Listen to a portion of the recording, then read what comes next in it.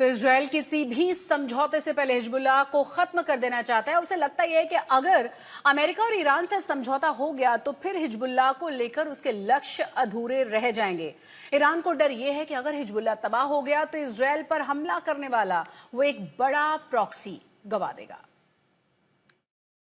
And if they don't, they'll have no bridges, they'll have no power plants, they'll have no anything. I won't go further because there are other things that are worse than those two.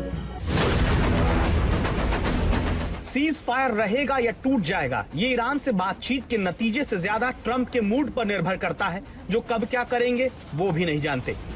इसे लेकर CNN की तरफ से बड़ा दावा हुआ, जिसका लब्बो लुआब ये है कि ट्रंप ईरान के साथ सीज फायर करने वाले हैं। इसके बारे में उनके रक्षा मंत्री से लेकर सेना के टॉप के अफसर तक नहीं जानते थे। ट्रंप की तरफ से ईरानी सभ्यता खत्म करने की समय सीमा समाप्त करने से पहले रक्षा मंत्री और सेना के टॉप अफसर को बुलाया गया, जो ईरान के ना मानने की सूरत में बड़े हमले का प्लान लेकर व्हाइट हाउस गए। दावा है कि वहीं व्हाइट हाउस के अफसर इस बात की तैयारी में लगे थे कि ईरान पर बड़ा हमला बोलने से पहले ट्रंप देश के नाम संबोधन कर सकते हैं, लेकिन ट्रंप ने सबको चौंकाते हुए सीज फायर का ऐलान कर दिया। तो ट्रंप की टीम को लग रहा था कि बड़ा युद्ध होने वाला है, लेकिन उनके राष्ट्रपति ने सीज फायर कर लिया, जो बताता है कि ट्रंप अकेले फैसले ले रहे हैं। ईरान को झुकाने की रणनीति सैन्य अफसरों से ज्यादा ट्रंप तय कर रहे हैं। यही वजह है कि तबाह करने की धमकी देने वाले ट्रंप सीज फायर के लिए मान जाते हैं, जबकि अमेरिका को कुछ भी हासिल होता नहीं दिखा। इसका नतीजा ये हुआ कि ईरान ने हॉर्मुज बंद कर दिया और ट्रंप की चेतावनियां धरी की धरी रह गईं। ट्रंप ने पोस्ट किया कि ईरान स्ट्रेट ऑफ हॉर्मुज से तेल की आवाजाही की अनुमति देकर बेहद घटिया, बल्कि कुछ लोग तो इसे शर्मनाक भी कहेंगे, यह हमारे समझौते के अनुरूप नहीं है। ऐसी खबरें कि ईरान हॉर्मुज से गुजरने वाले टैंकरों से शुल्क ले रहा है, उन्हें ऐसा नहीं करना चाहिए और अगर वो ऐसा कर रहे हैं तो उन्हें तुरंत बंद कर देना चाहिए। दुनिया देख रही है कि अमेरिका जैसी महाशक्ति लगातार ईरान से हॉर्मुज खोलने की गुजारिश कर रही है, लेकिन ईरान को इससे फर्क नहीं पड़ रहा। यही सब देखकर ब्रिटेन जैसे अमेरिकी सहयोगियों को भी सीज फायर की उम्र बहुत ज्यादा नहीं लग रही।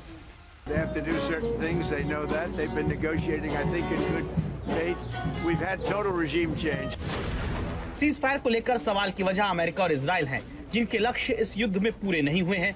अमेरिका में सवाल पूछा जा रहा है कि अमेरिका ने वास्तव में क्या हासिल किया है और इसकी क्या कीमत चुकानी पड़ी है। सवाल लेबनान को लेकर भी है कि क्या वहां अमेरिका इजराइल को रोकेगा। शांति वार्ता के बीच सवाल बने हुए हैं। ईरान के साथ कभी बातचीत तो कभी सैन्य कार्रवाई के बीच ट्रंप झूलते रहे, जिसका नतीजा युद्ध तक पहुंचा। लेकिन अब जबकि एक कमजोर संघर्ष विराम लागू है, जिसके साए में हो रही बातचीत से अगर ठोस सफलता नहीं मिली तो आगे ट्रंप किस तरह का हमला करेंगे कोई नहीं बता सकता। सबसे बड़ा सवाल लेबनान को लेकर है, जिस पर हमला करने से इजराइल पीछे नहीं हटा।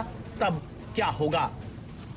वो ईरान के ऊपर दबाव डालेगा। इसके बारे में मेरे विचार से इजराइल को बिहाइंड द सीन्स कुछ काउंसिल कर दे, कुछ बता दे, परंतु परोक्ष रूप से उसके ऊपर दबाव नहीं डालेगा, क्योंकि इजराइल के बहुत हिमायती हैं, बहुत ही समर्थक हैं अमेरिका में, तो उनके विरुद्ध वो नहीं जाना चाहता है। जूश लॉबी जो है बड़ी स्ट्रांग है अमेरिका में, उनके विरुद्ध वो नहीं जाना चाहेगा राष्ट्रपति ट्रंप, और वो ज्यादा दबाव ईरान के ऊपर डालेगा। और वही हमने देखा है, चाहे वो राष्ट्रपति ट्रंप हो या JD वांस हो, उन्होंने कहा है जो इस सीज फायर में लेबनान इंक्लूडेड नहीं है।